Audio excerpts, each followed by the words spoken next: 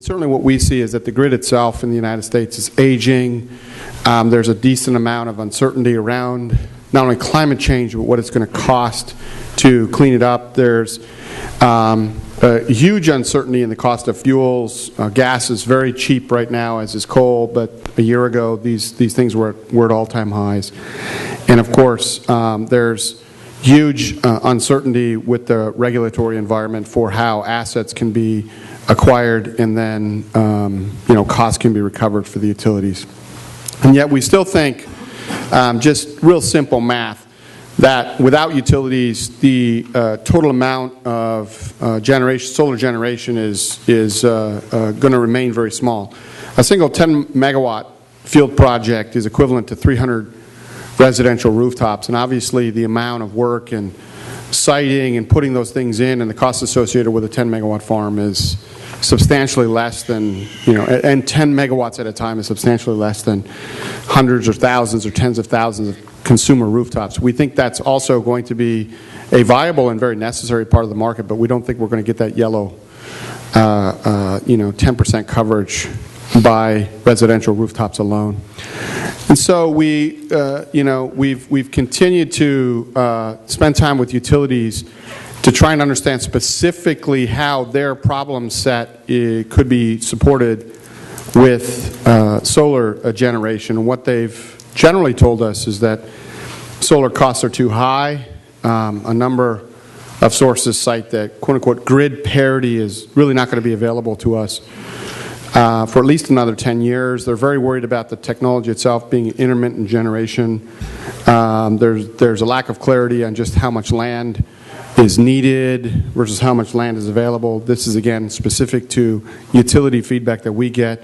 There are big questions about transmission, how distributable is the technology versus having to site, huge gigawatt-sized farms out in the Mojave Desert, and then what's the transmission challenges.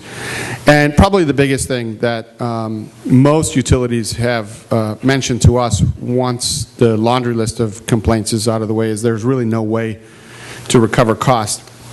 There's one other one, which is that I've now changed the chart to give you a sense of where solar is today, at least in the United States, and you can see that you can barely see it, basically. It's a sliver of what's available today. And so the biggest concern I think that the utilities have on solar is, can it really provide the kind of scale that we talk about? A number of utilities have said we buy a gigawatt nuclear plant or we buy 500 megawatts of coal. Can the industry really scale up and supply us? And certainly our response from Applied Materials, and I believe our response as an industry, needs to be we can answer all of these challenges. We think that we hit a peak parity. In other words, rather than competing for baseload coal, the hours that we generate are in that heavy-duty peak time of day, which is fundamentally costs a lot more and has all kinds of transmission and distribution challenges. And that if we get the proper value assigned to those hours, we think that there's an overlap at about $3.50 per watt installed that is pretty much a one-for-one offset with the costs that are actually defrayed. And there are starting to be a number of independent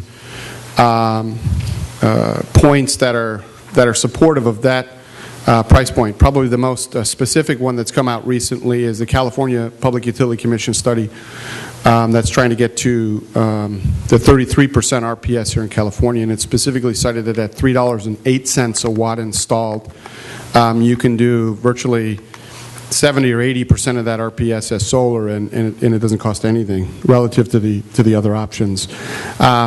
Of course, while PV generation is intermittent as a technology, it pretty cleanly offsets the peak demand. So unlike wind, our technology is a lot more predictable when you really need it than other forms, and so on. And I think the final point here is that certainly from Applied Materials, but what we've seen in other adjacent industries is that scale is our business, and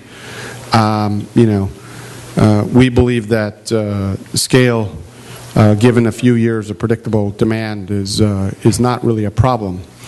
From Applied Materials' point of view specifically, there are a number of businesses that we've been in for a while that sort of bring the scale point home. The first is in semiconductors. We're the largest tool provider to the semiconductor industry. You can see here that the cost of a transistor, Moore's Law basically, has come down about 20 million times in the last 30 years. And the size of the industry is something like 50 times larger than the size of the solar industry. So we have in-house at Applied an adjacent business, the original business, that's substantially larger than anything that we currently supply to the solar world. Similarly, we at Applied build tools for displays, so notebook computers, mobile phones, and most specifically large screen TVs for home are the kind of machines that we readily make. We're the largest provider to that industry. And again, our heritage is building giant industries and being able to afford those giant industries through massive cost reduction. And we're now doing that in the solar space. In fact, we're number one in all three of these. VLSI just published the report on, I believe it was Friday, that reaffirmed that as of the end of 2008, Applied Materials is the number one machine, the number one tool provider to the solar industry. Most of those tools are actually going into manufacturing for crystalline silicon solar cells, but we've also started to do thin film solar production.